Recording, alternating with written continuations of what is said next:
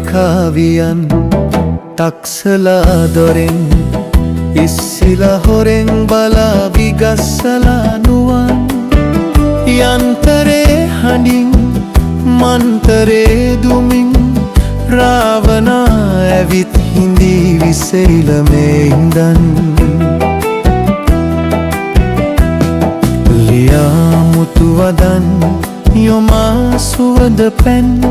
එවා දූතයන් කර මත මහා පෙම් හසුන් මවා බොරු වදන් ගෙන අවසරෙන්